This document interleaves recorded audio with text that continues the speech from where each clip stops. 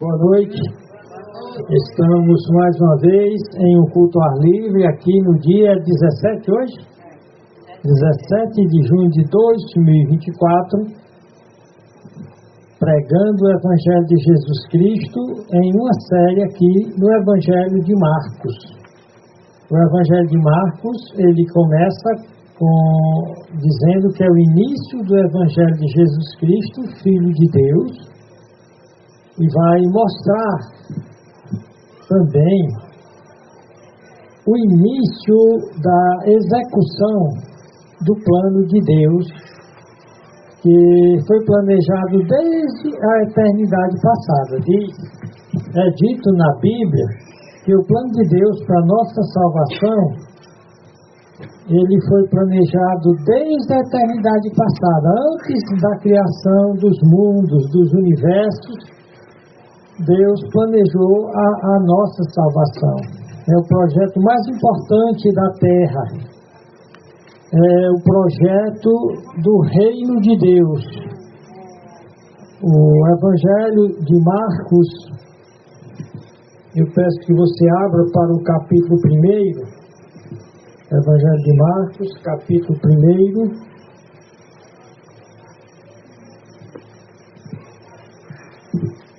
Este Evangelho, ele trata dos retratos de Cristo. A nossa série nós chamamos os retratos de Cristo.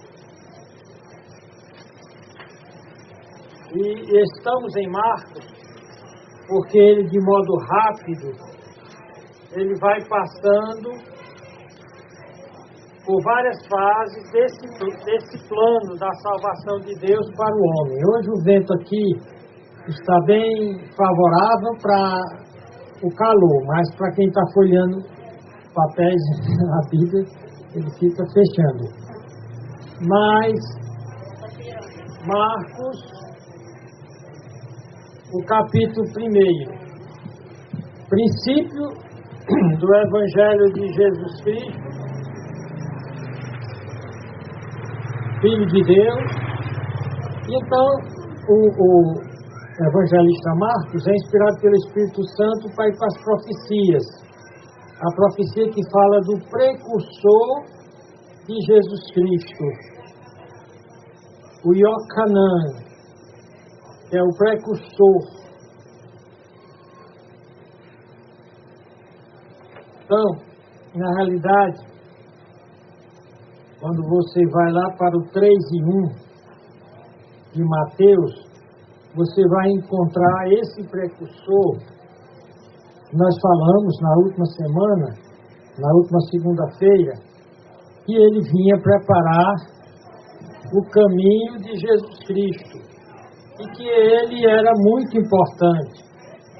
Aqui diz: naqueles dias apareceu João Batista no deserto da Judéia e dizendo: arrependei-vos, porque é chegado o reino dos céus. Então é muito importante que você entenda o que Mateus chama de reino dos céus, porque os judeus, eles tinham problema em você falar o nome de Deus. E então o Mateus vai usar o reino dos céus. Quando você vem aqui para o Marcos, ele vai falar reino de Deus, porque ele está escrevendo primeiramente para os romanos. Os romanos, eles tinham dominado o mundo inteiro conhecido praticamente, só algumas tribos pagãs e bárbaras na Europa não tinham sido conquistadas pelos romanos. Eles se tinham como uma espécie de império católico universal. Tanto que quando o Império Romano se transformou num império que eles disseram que agora era cristão, então eles disseram que o Império Cristão a partir de Constantino também se chamaria católico, que significa a junção de cates, segundo o holos, o todo, que abrangia tudo. Era uma arrogância deles, eles achavam que tinham domínio sobre tudo. Mateus escreve para os judeus e fala do domínio do céu, do reino dos céus. E nessa mensagem hoje tem a ver com o reino de Deus. Lá em Marcos, o João tinha vindo anunciando o reino de Deus. Existia o reino dos homens, encarnado nos romanos.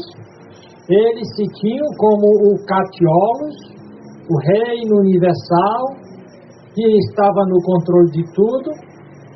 Porém, de uma forma que poderia até parecer afrontosa para o Império Romano, chega João, lembra? Vocês lembram da dieta de João? O que é que ele comia? Ele comia gafanhotos e mel silvestre.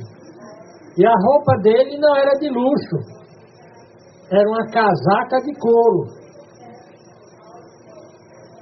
Então esse homem, ele pregava esse reino. Ele era o precursor desse reino. Ora, os precursores do César, antes dele visitar uma província, era feito uma festa, uma preparação gloriosa. E o precursor do imperador se vestia quase como um rei, ou era como um rei, não do jeito do Kaiser, do César. Porém, o João vem de uma forma simples, anunciando o que o Mateus chamou de reino dos céus. Mateus estava dizendo, quem reina é o céu, não é a terra não. E então Marcos coloca em termo, quem reina é Deus. Não é o César, que no grego é Kaiser. Essa palavra César se transformou numa palavra muito poderosa. O mandatário, a maior autoridade lá da Alemanha era o Kaiser. Do Império Bizantino também era o Czar, que era equivalente ao Kaiser, ao mandatário máximo. Tanto que eles diziam, Ave César. E eles acrescentaram a palavra César, Augusto, divino. A palavra Augusto significa divino. Divino César, Augusto César. Quem reina é César, é o Kaiser. Para os bizantinos é o czar. E chegou na Rússia, o maior mandatário da Rússia, antes de cair nas mãos do comunista, era o czar. Era dos impérios gigantescos e mais ricos do mundo. Porém, o João, na sua simplicidade, comendo gafanhoto e mel silvestre, vestindo a casaca de couro, dizia que reino é Deus. Amém? Amém? O reino é o dos céus, não é o da terra. Aí, depois que João foi entregue à prisão, veio Jesus para a Galiléia pregando o reino de Deus e dizendo, o tempo está cumprido e o reino de Deus está próximo. Arrependei-vos e crede no Evangelho. Quais são as condições para participar desse reino do céu, que quem no final das contas manda é o céu? Para participar desse reino, ele que realmente é universal, porque ele engloba todas as esferas angelicais, de todos os seres celestes, todas as criaturas feitas por Deus, todas as criaturas que estão na terra. É esse reino. E Jesus Cristo disse,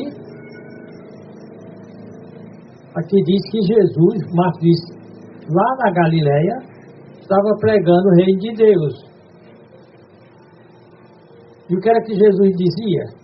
O tempo está cumprido. Desde o início, foi anunciado que ia chegar um reino que quem mandava era o céu. Foi anunciado um reino e quem manda é Deus. Mas isso não era visível a muita gente.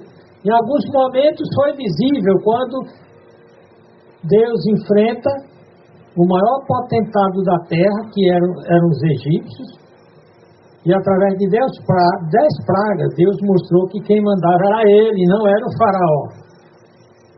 Deus rasga o mar.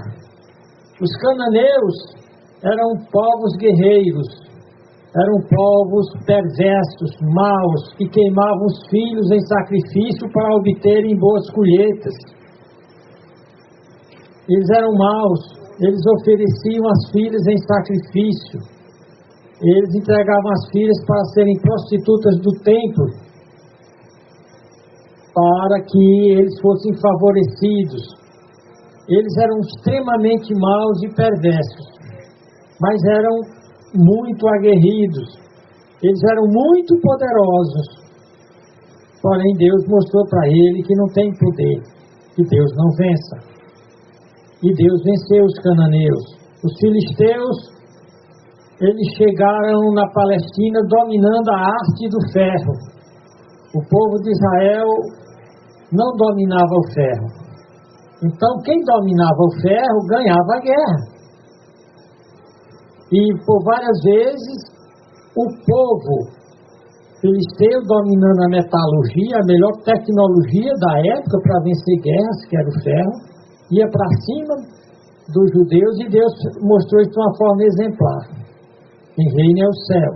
Mesmo que venha um gigante com uma armadura de metal, com lança de metal, com espada de metal, e do meu povo eu vou escolher um menino com uma fundazinha de matar passarinho, de espantar passarinho. E esse menino vai derrotar a tecnologia mais avançada da época. E nós sabemos o que o menino fez com o gigante. Então ali era o reino de Deus mostrando, quando eu quero, eu faço um menino com uma baladeira derrotar um exército. Amém? Amém. Esse é o nosso Deus. E Jesus Cristo está dizendo, o reino de Deus se manifestou algumas vezes, mas agora ele vai se tornar visível na pessoa do rei. Quem era esse rei? Era Jesus. Ele é o rei dos reis e o senhor dos senhores. Ele chegou aqui e ordenava as tempestades e o mar para se acalmarem, e eles ficavam bem quietinhos, caladinhos. Ele dizia para os demônios, saem, e eles morriam de medo saindo. Ele dizia para a lepra, sai, a lepra saía. Ele dizia para os mortos, se levanta, e ele se levantava.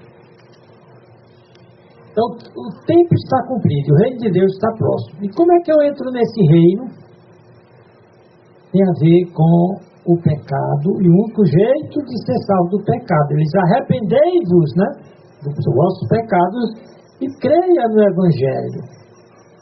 Aí nós vemos que esse reino, ele escolhe 12 ministros para esse reino. Todo rei tem seus ministros, né, aqueles que ajudam o rei ou o presidente. Diz aqui no verso 16, e andando junto do mar da Galileia, viu a Simão e André, seu irmão, que lançavam redes ao mar, pois eram pescadores. Você nota que esse reino aqui não precisa de muita tecnologia para vencer o mundo, não. O precursor deles, o precursor do rei, tinha uma dieta muito pobre, vestimentas paupérrimas, e cumpriu sua missão. E agora chega o rei. Nasce numa manjedoura, num comedor de vacas, num comedouro de animais. Vai morar na Galileia, cidade paupérrima, muito pobre. E surge não andando em um alazão, em um cavalo branco de um príncipe famoso, de um rei famoso. Andando a pé. Quando ele se revela como rei de Israel, ele entra em Israel montado num jumentinho.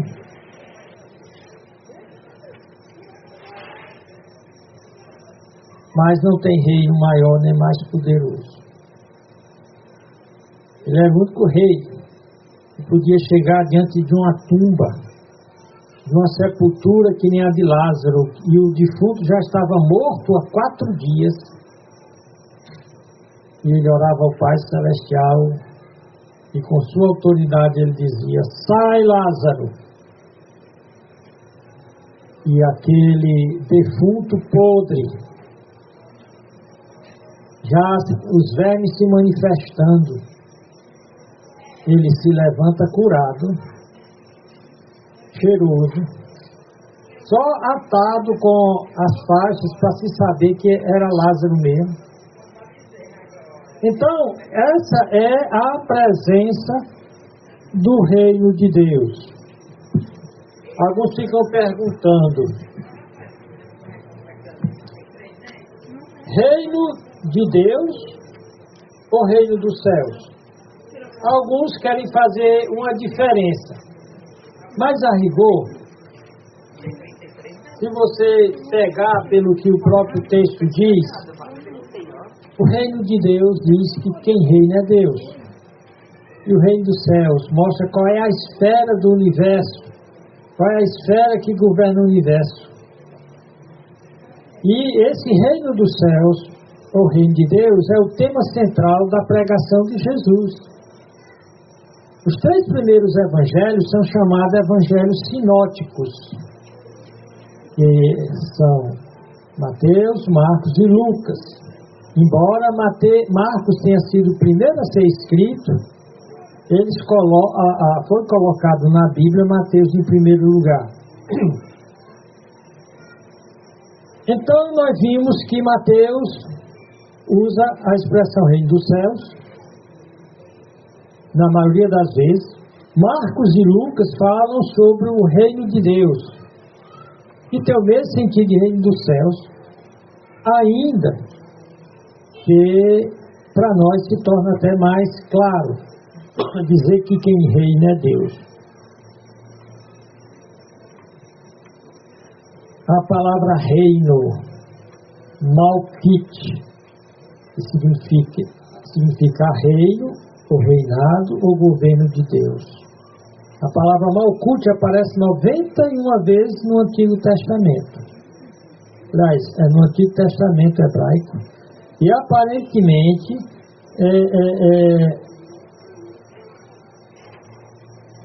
sempre tem a ver com esse reino de Deus. A primeira ocorrência de reino de Deus, lá no Velho Testamento, está em Números 24:7, que diz: de seus baldes manarão águas, e a sua semente estará em muitas águas.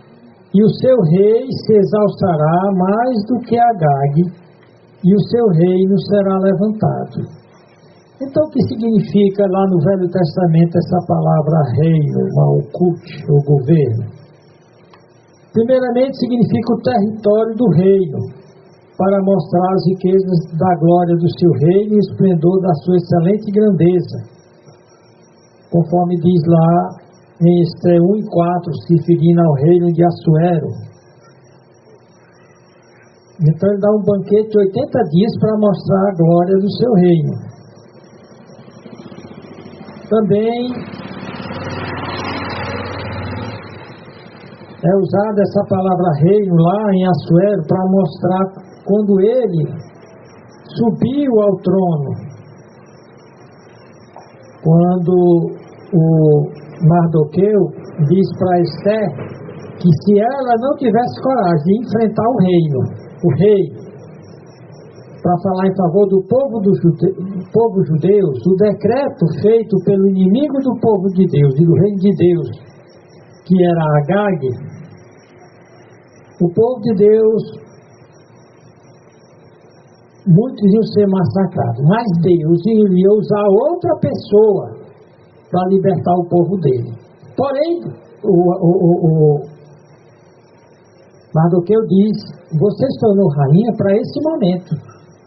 Não foi para você ficar deslumbrada com esse status político e social. A Bíblia diz que Deus dá riqueza, recursos ao crente, para ele os usar na obra e no reino de Deus. E Deus deixou bem claro, através de Mardoqueu, para Esther: você se tornou rainha para, nesse momento, a única pessoa que poderia enfrentar um rei e falar com ele, com a chance de sobreviver, seria você.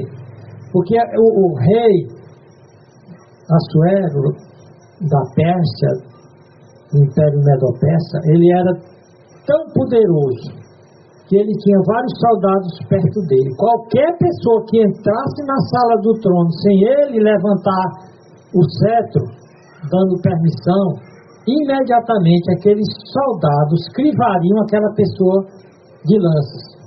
Ela seria morta imediatamente. Não importava se era filho dele, se era mulher, quem era, ninguém podia entrar na sala do trono sem ele permitir. Então a própria Esther, que era rainha, fazia tempo que ele não a chamava. Não sei se ele ficou desgostoso com ela, com alguma coisa, o fato é que ele não a chamava. Aí Mardoqueu disse: olha, o Agag, o inimigo do povo de Israel, fez o rei assinar um decreto para que todo o reino da Pérsia, onde tivesse um judeu, matasse esse judeu, sem dar direito aos judeus se defender. Então você precisa ir ao rei, pedir, interceder pelo povo de Israel. E então, a rainha Esther, estou até lembrando isso aqui, porque ela convocou um jejum, diga o pessoal que ore, porque eu vou, mas antes eu quero que todo mundo esteja orando e jejuando, para que quando eu entrar na sala do trono, o rei levante o cetro, porque se ele não levantar, em pouco tempo eu estou flechada. Era a morte quase que instantânea. Então, o Mardoqueu diz: por que se de todo te calar? Se você quiser se calar, ficar na mordomia, né? Por que se de todo te calar nesse tempo, socorro e livramento de outra parte virá para os judeus, mas tu e a casa de teu pai perecereis. E quem sabe se para tal tempo como este chegaste a esse reino. Aí usa a palavra Malcute. Então tem um reino que está reinando. Tem um reino nesse mundo que é contrário ao reino de Deus. E através do Velho Testamento nós vemos que Deus mostra quem é que está reinando. A Nabucodonosor, ele humilhou Nabucodonosor, fez Nabucodonosor passar 7 anos com uma doença chamada licantropia, onde a pessoa passa a se comportar como animal. Ele saiu do trono e foi para o campo comer capim, nem burro, porque ele se gloriou e não deu graças a Deus. Ele passou 7 anos, não tinha que levasse ele para o trono. E como ele era o rei, era o imperador, era poderoso, ele passou 7 anos, os guardas vigiando, e ele no campo, dormindo no campo, no relento, comendo erva do campo. Depois de 7 anos, Deus curou ele, e então ele reconhece que o reino que reina é o reino dos céus, é o reino de Deus. Amém? Esse reino é tão poderoso que esse reino também ele é visto com a palavra Malacate, que fala não só da área, mas das pessoas que constituem o reino. A Bíblia diz que o crente ele pertence ao reino de Deus. Ele foi feito reino um povo. Ele foi feito um goi, que significa uma nação, nação de Deus.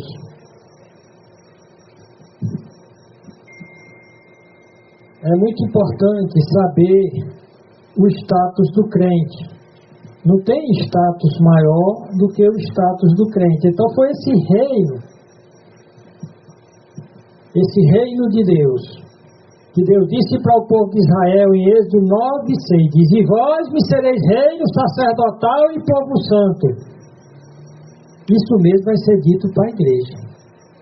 Nele você é reino sacerdotal e pertence a um povo santo. Você não pertence ao reino desse mundo.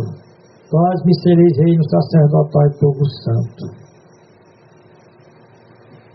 Em 2 Samuel 7,16, esse reino viria surgir através de Cristo, mas primeiramente a promessa ia se cumprir em Davi. A tua casa e o teu reino serão firmados para sempre diante de ti. Teu reino será firmado para sempre. E quando Jesus Cristo diz: o teu reino está próximo,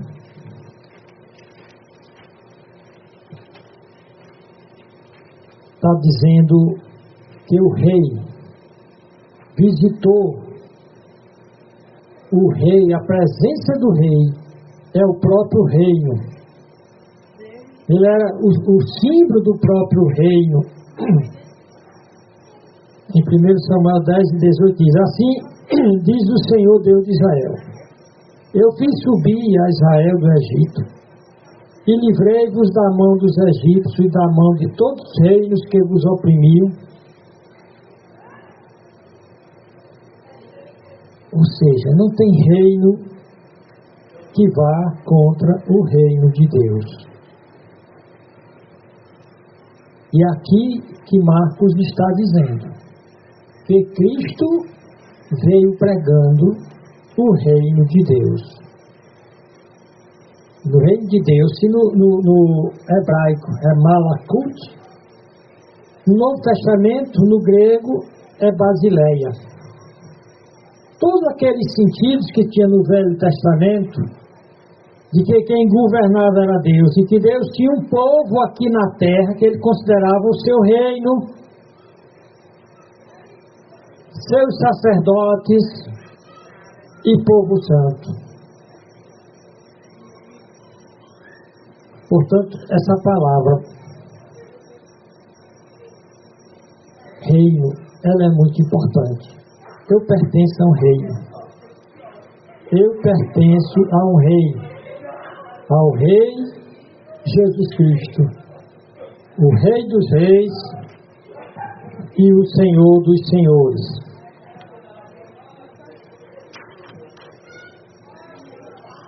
Deixe-me fazer uma aplicação aqui para que você possa entender. Nós vimos em Marcos 1, 14 e 15. E aconteceu naqueles dias que Jesus, tendo ido de Nazaré da Galileia, foi batizado por Jesus no Jordão. E logo que saiu da água, viu os céus abertos, e o Espírito, que como uma pomba descia sobre ele, e ouviu-se uma voz dos céus, que dizia: tu és o meu filho amado, em quem me comprazo.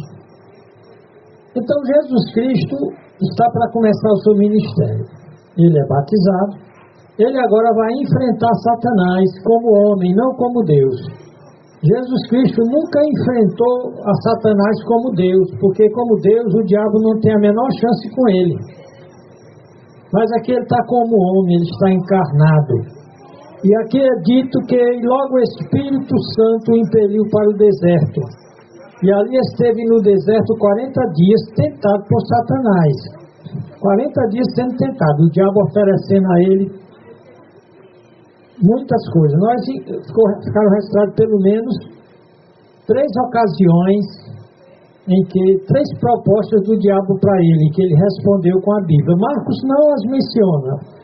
Mateus e Lucas vai dizer quais são. Mas o importante é que ele começa seu reino derrotando a Satanás como homem, mostrando que nós podemos derrotar Satanás como seres humanos. Amém? A Bíblia diz: resistir ao diabo e ele fugirá de vós, de vocês. Então, depois que ele é batizado, depois que ele derrota o diabo como homem, o Filho do homem, para que todos nós soubéssemos que não importa a tentação que o diabo traga para nós, nós podemos vencê-lo. O apóstolo Paulo diz que não virá tentação sobre nós que não seja humana, que ele não dê forças para que nós a vençamos e ainda providencie um escape. A Bíblia diz que o Espírito Santo intercede por nós com gemidos inexprimíveis e nos ajuda na nossa fraqueza, porque nós não sabemos orar como convém. Então, depois disso, diz aqui, e depois que João, o precursor do reino, foi entregue à prisão, veio Jesus para a Galiléia, pregando o Evangelho do Reino de Deus, as boas novas de salvação que só estão no Reino de Deus. E dizendo: o tempo está cumprido, e o Reino de Deus está próximo. Aproximai-vos e crede no Evangelho. Veja bem, o Reino de Deus está próximo até hoje. O que é que a Bíblia diz? A palavra está perto de ti. O Evangelho está perto de ti. Você não aceita porque você não quer. Esse reino dos céus, esse reino de Deus, ele é escondido do mundo. Nós vemos em Marcos, ele mostrando aqui as parábolas do tesouro escondido.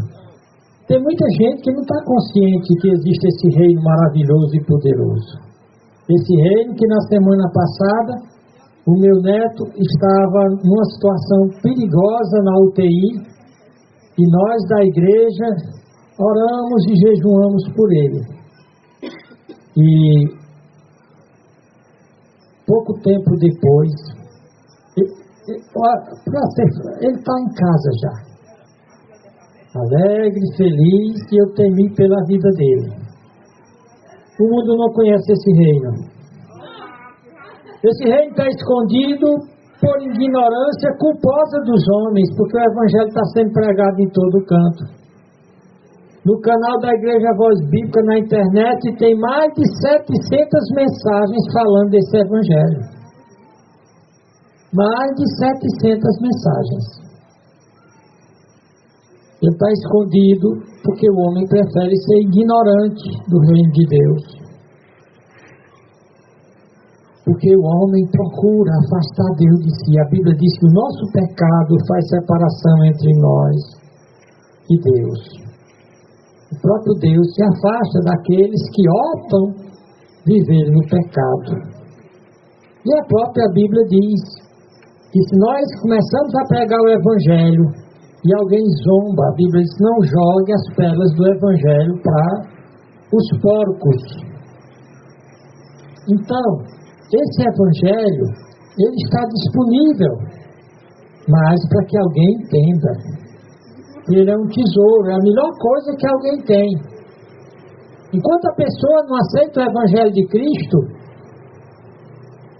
esse tesouro escondido do reino de Deus, que é comparado a um tesouro, é comparado a uma pérola de grandíssimo preço, de grande valor. Porque quando alguém descobre que ele existe, vende tudo que tem para ter ele. Ou seja, alguém quando descobre o que realmente é o Evangelho, ele está pronto a perder tudo, mas não perder a salvação que está em Jesus Cristo.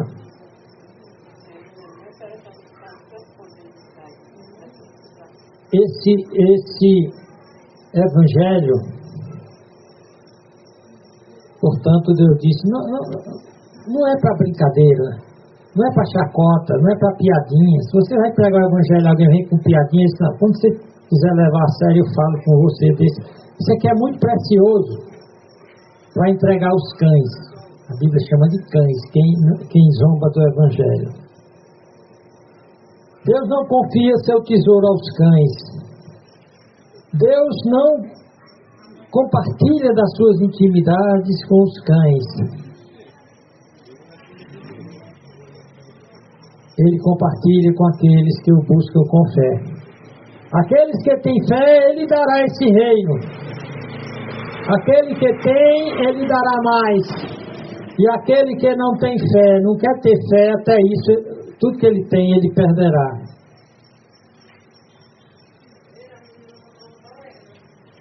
Então esse reino é muito precioso.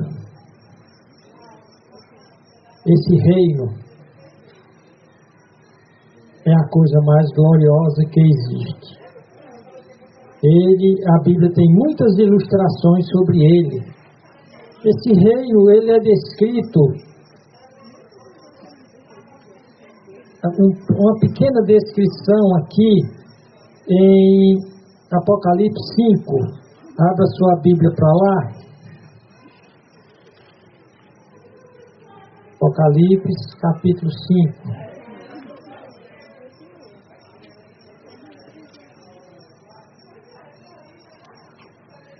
Olha aqui um vislumbre, porque o reino de Deus inclui todas as esferas onde Deus manda. Deus manda no céu, no inferno, na terra.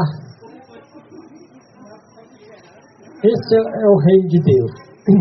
E no capítulo 5, João vê um pouco de uma das esferas do reino de Deus. Diz aqui: e vi na destra do que estava assentado sobre o trono, isso é lá no céu, no trono celestial, um livro escrito por dentro e por fora, selado com 7 selos. Isso aqui é o livro do juízo final.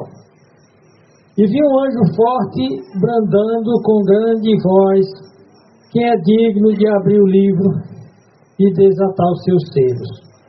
E ninguém no céu, nem na terra, nem debaixo da terra podia abrir o livro, nem olhar para ele. E João diz: eu, João, chorava muito, porque ninguém havia fora achado digno de abrir o livro do julgamento final, nem de o ler, nem de olhar para ele. E disse-me um dos anciãos lá do céu: não chore, João. Eis aqui, ele apresenta Jesus Cristo usando essas figuras. Eis o leão da tribo de Judá, a raiz de Davi, que venceu para abrir o livro e desatar os seus 7 selos. E olhei, e eis que estava no meio do trono e dos 4 seres viventes, e entre os anciãos um cordeiro, como havendo sido morto, e tinha 7 chifres e 7 olhos, que são os 7 Espíritos de Deus enviados a toda a terra. E veio e tomou o livro da mão direita do que estava sentado no trono, que é o Pai Celestial. E havendo tomado o livro, os 4 seres viventes e os 24 anciãos prostraram-se diante do Cordeiro, que é diante de Cristo, tendo todos eles harpas e salvas de ouro cheias de incenso, que são as orações dos santos. E cantavam um novo cântico, dizendo, para Jesus Cristo, né? Digno és de tomar o livro, né? O livro do julgamento, da condenação ao inferno, e de lhe abrir seus selos, porque foste morto, e com teu sangue compraste para Deus homens de toda tribo e língua, povo e nação, e para o nosso Deus os fizeste reis e sacerdotes, e eles reinarão sobre a terra.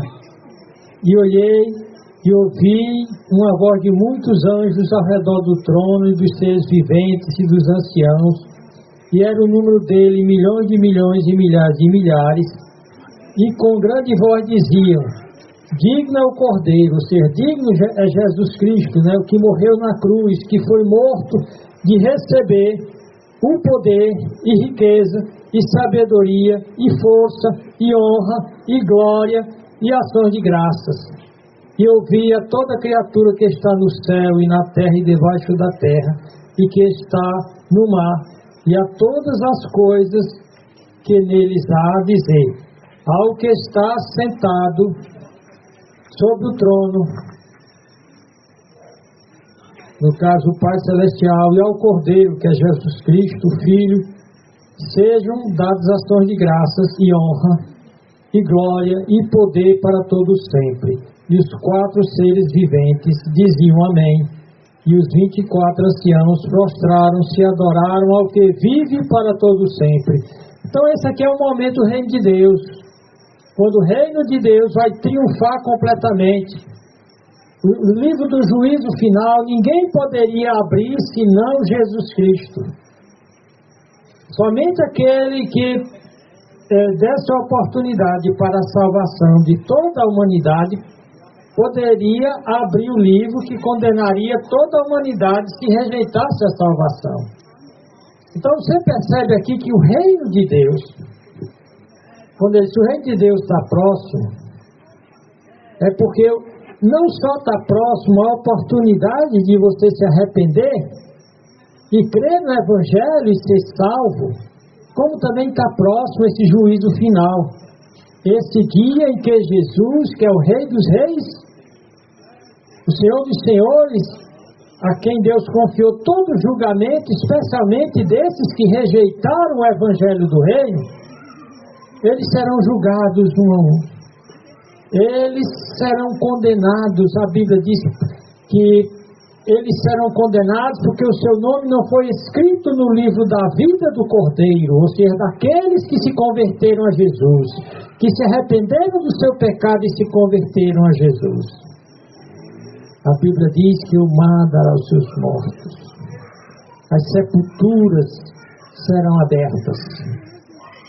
E quem não aceitou Jesus Cristo como Senhor e Salvador, a Bíblia diz que será julgado e sentenciado ao lago que arde com fogo e enxofre. O reino de Deus triunfa sempre, porém o seu triunfo final aguarda o futuro. Muitos anos atrás, no começo do meu ministério, eu dei uma série sobre o céu e o inferno. E eu procurei um hino sobre o juízo final e não encontrei. Agora, falando do juízo final, eu vou tentar cantar aqui para vocês. Esse hino tem mais de 40 anos. Enquanto isso, eu vou pedir, irmão Resto, que faça uma breve oração aqui, enquanto eu preparo ali o violão.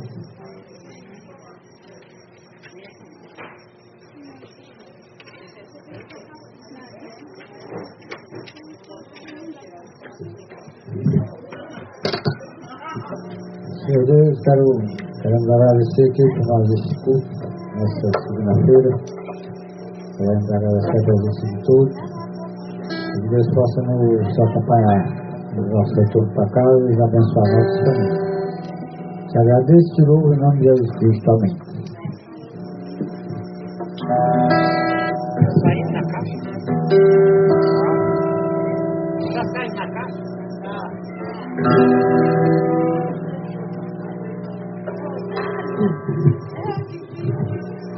Então, como eu falei a vocês, eu fiz esse hino sobre as consequências de se rejeitar o reino de Deus.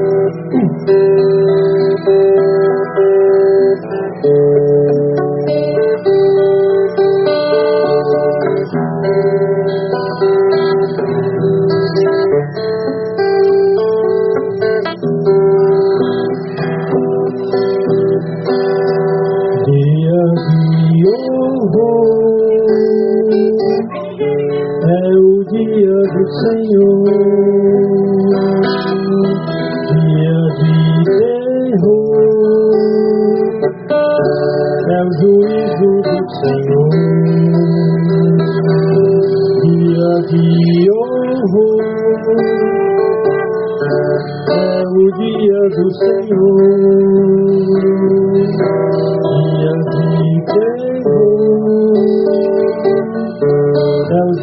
juízo do Senhor.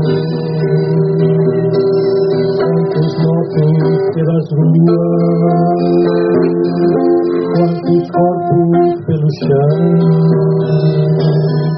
em sangue viu a lua, é triste desolação. O sol se apagou, o céu escureceu, é o ajuste de contar, todo o coração esmoreceu. Dia de horror, é o dia do Senhor, dia de terror, é o juízo do Senhor. Separai-me as ovelhas dos cabritos de fiel, os justos à direita, à esquerda São José. Vinde benditos de meu Pai,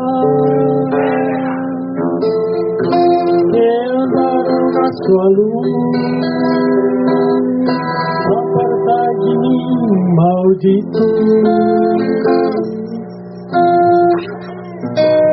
que rejeitaram Jesus. Dia de horror, é o dia do Senhor, dia de terror, é o juízo do Senhor. Aqui foram só duas estrofes, eu esqueci de duas, mas lembre disso, que o dia do juízo está chegando. O dia em que Deus pedirá conta de cada um dos seus atos, pensamentos, ações, emoções, atitudes. Somente os que se arrependeram de seus pecados, somente os que creram no Evangelho, creram em Jesus como seu Senhor, seu Rei e Salvador, serão feitos reino, sacerdócio santo, nação real, família de Deus. Somente eles entrarão nos céus.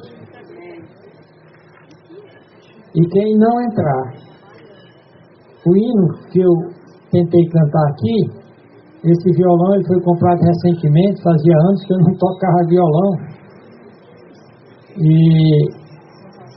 não cantei todas as estrofes, são 4. Mas ele diz que vai chegar o dia em que Jesus vai separar os bodes das ovelhas, uns à direita e outros à esquerda. A uns ele dirá: vinde benditos de meu Pai, entrai no reino que vos está preparado antes da fundação do mundo. Mas aos que rejeitarem, ele dirá: apartai-vos de mim, maldito, para o fogo eterno.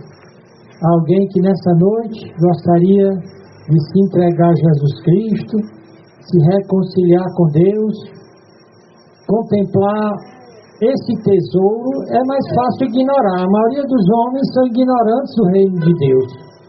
Eles pensam que o reino que manda é o reino dos homens.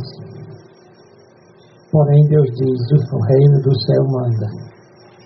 O Nabucodonosor passou 7 anos comendo capim para aprender que o reino do céu manda. Veja bem, quem não reconhece que o reino de Deus manda, terminará comendo capim. Obrigado, Senhor, por esse tempo aqui. Louvado seja o teu nome. Em nome de Jesus Cristo. Amém e boa noite.